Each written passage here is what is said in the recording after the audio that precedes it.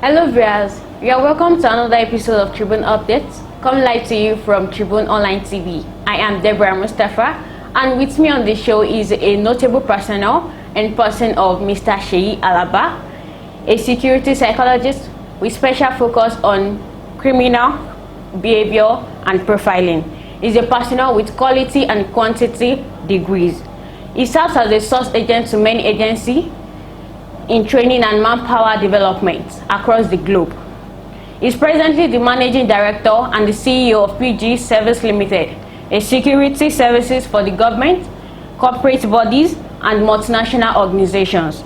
He's also the Director of PG Training Academy, a business he co-founded with his wife, Mrs. Alaba, multi-award winner and a golfer, member of so many golf clubs, and presently the competition secretary of the Ibadan Golf Club, and also the president of OMP 22 class of 2016 of Lagos Business School.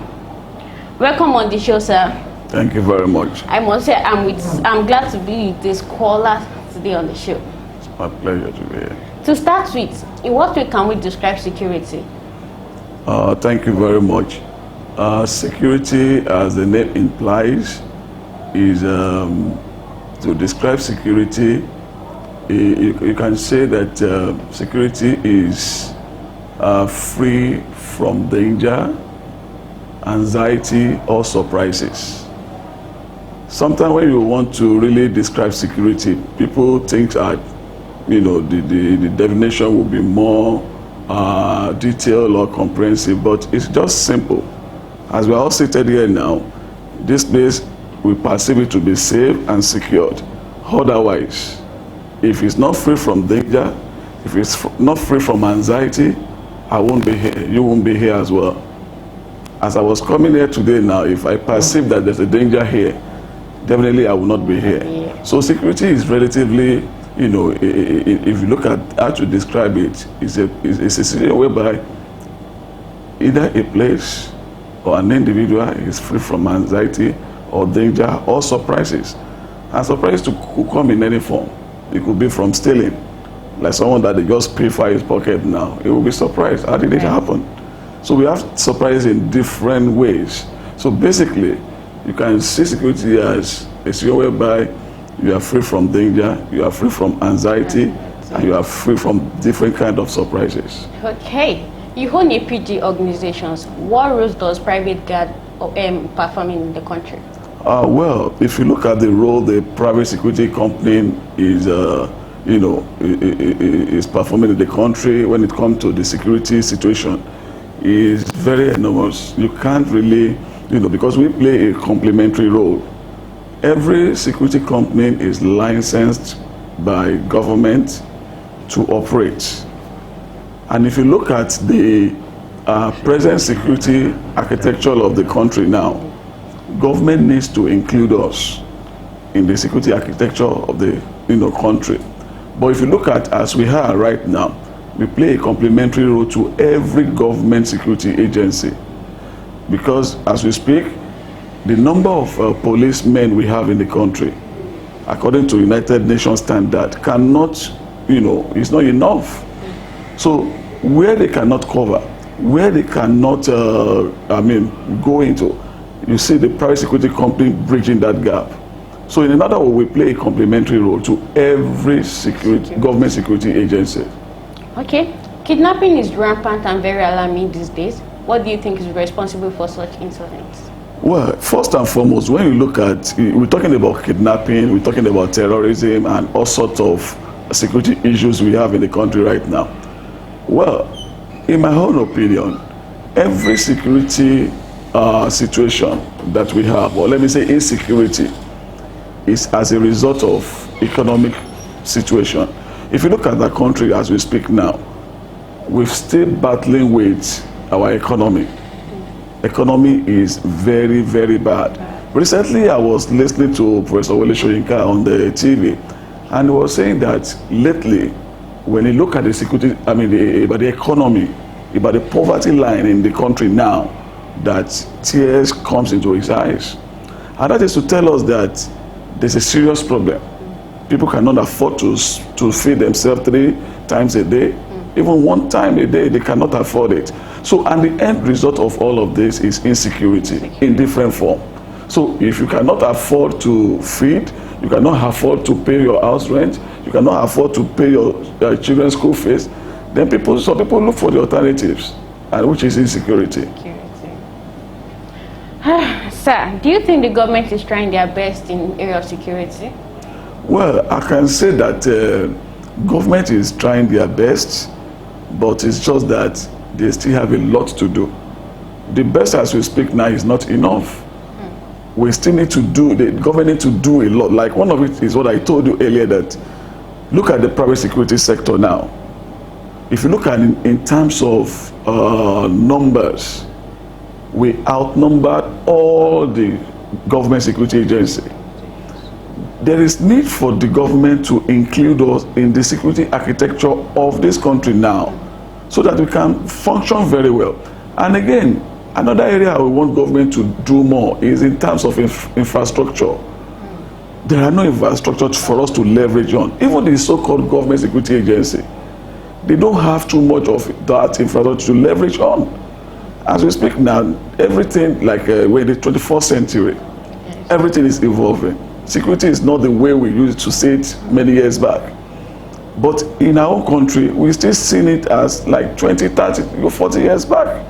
Meanwhile, all the criminals now, they have gone, they are 21st century criminals. The way they perpetrate crime 20 years ago is different from the way they are doing it now. So we need to move with this. We need to involve technology. We need to deploy technology. Government need to invest more in security. Otherwise, there will be issues. What are the indices to know that people or society are secured? Well, a lot. Let me give an instance. For instance, if you go to, I will give you an instance in a country called Singapore. You go to Singapore, you go to like Malaysia. These are some of the countries that, when you talk about security and safety in those countries, is second to none. Then let's even come back to Africa. You go to a place like Rwanda. Okay. We had, everybody knows that they had some issues many years back. But as we speak now, it's one of the most safest places in Africa. Why? Because the government plays priority on security. You can walk 24/7 without anybody harassing you. As you are walking, you see security vehicle patrolling. That they have surveillance and monitoring centers and all of that. They have cameras in public places. Everywhere is well guided and well controlled. So unlike Nigeria, how many of our cities do we have CCTV? How many of us do we have 24/7 patrol? Our police are trying, but do they have enough tools? Do they have enough working tools to work with? Has government empowered them to do more than to go extra mile to safeguard us? No. So the government needs to do more by equipping the security agency to perform their function very well. You go to our airport, so porous. Go to our border points, so porous. But you can't blame the security officers there. Government needs to do a lot, invest massively in security, get equipment they can work with, so that the job will be more easier for them.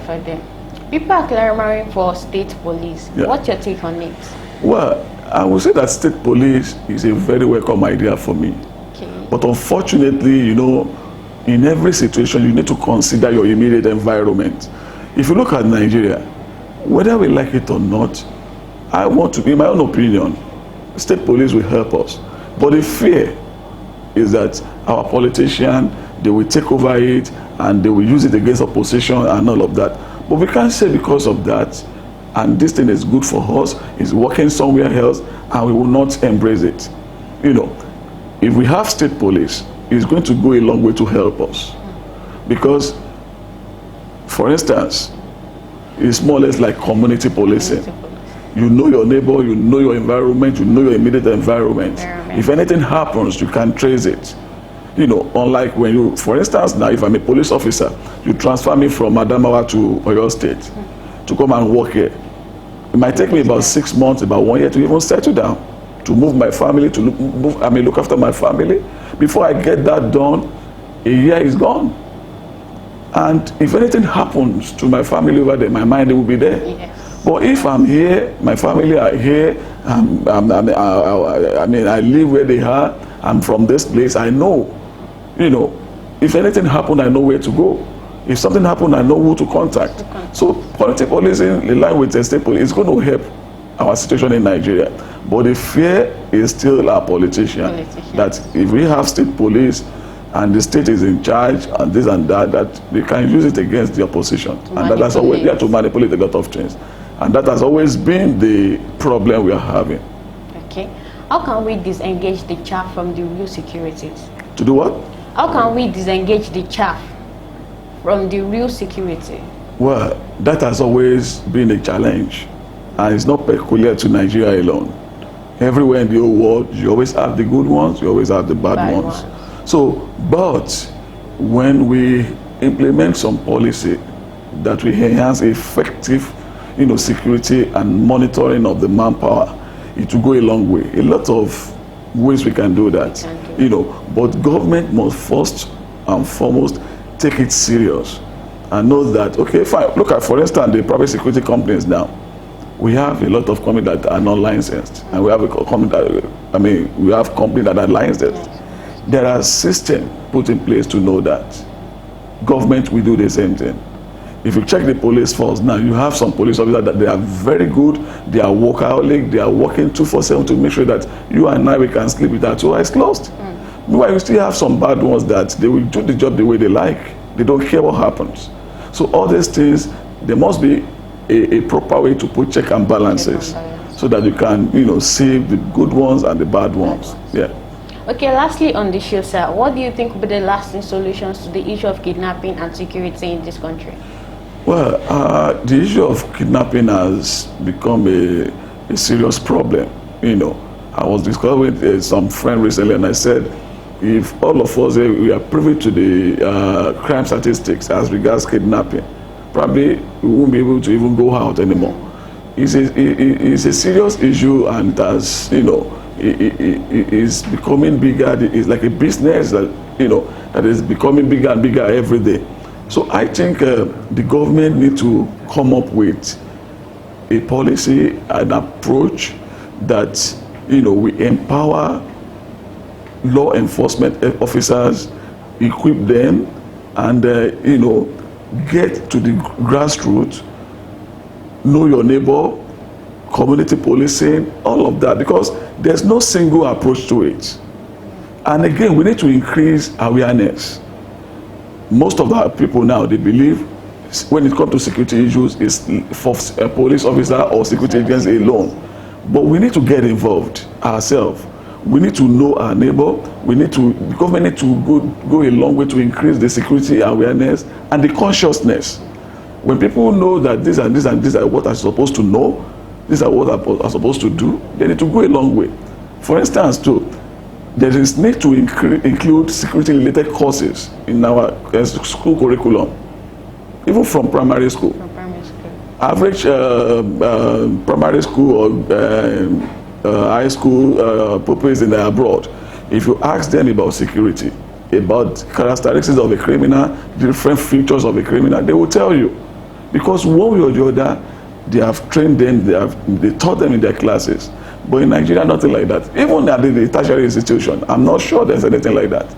Until lately that we are having security courses that people can go and actually study and all of that. So there are so many ways we can do that. There is no single solutions to it. Okay. Lastly, before we go, sir, about the issue of unemployment, what do you have to say to the young minds there about security? Well, like I said earlier, that if there is a defect with the economy, usually the end result is insecurity. And if you look at it now, most of our youths, majority of the youths are not, you know, positively engaged. But you can't blame them. Though it's not an excuse that because you are not employed, then you should engage yourself in criminal activities. It's not an excuse. But government needs to do a lot of things. I remember many years back, there are so many sports centers. When you engage youth in sports, before you know it, they get used to it and they get better on it. they can represent the country. You know, fine, if you tell people this, they might say, what is the percentage? How many people will eventually emerge from that sport and go to represent us and all of that? But you know, when you engage them, it goes a long way to change their mind. But when you don't engage them, when there is no provision for them, then they tend to do whatever they want to do. They tend to explore, you know, and at the end of the day, they engage themselves in criminal activities. And before you know it, it turns to a serious issue. And that will put the country under a serious threat. So about your company, Private Guards Services Limited, what do you have to say concerning your company, sir? Well, empowering the youth and in general. Okay, thank you very much. It's something that, apart from the fact that we create employment for people, you know, we have a lot of programs, a lot of activities that we do to empower, you know, our staff and even people that are not our staff. Earlier, you mentioned it when we were talking that we have a training academy. Yes. That training academy, we train people. Okay. You know, we train people and we certify them. You know, that gives them, you know, a kind of leverage. They can work with us and they can work elsewhere. Apart from that, we create a lot of employment. We recruit people. And after recruitment, we still give them leadership training. We give them different kind of training in any area of their interest, you know. And apart from that, we discovered that some of our staff, before they come to join the security outfit, some of them have vocation. We've seen a lot of people that after a while they were able to save money and they want to go back to their vocation. We encourage that, and we even empower them with, you know, a token from the company to just assist them to, you know, do better in those vocations. We have so many ways of doing that, you know, that from time to time we send some of them on training. And manpower development programs for them to be self-independent, you know. So a lot of things we are doing as a company to play our own role to solve the employment situation. And we recruit every day. Every day we recruit every day. Wow. Wow. Thank you so much. You said it all. Yeah. Yes, we've come to the end of the show. Join for another episode of Tribune Updates from your favorite channel, Tribune Online TV. I remain your girl, Deborah Mustafa. To the next show, stay connected. Thank you.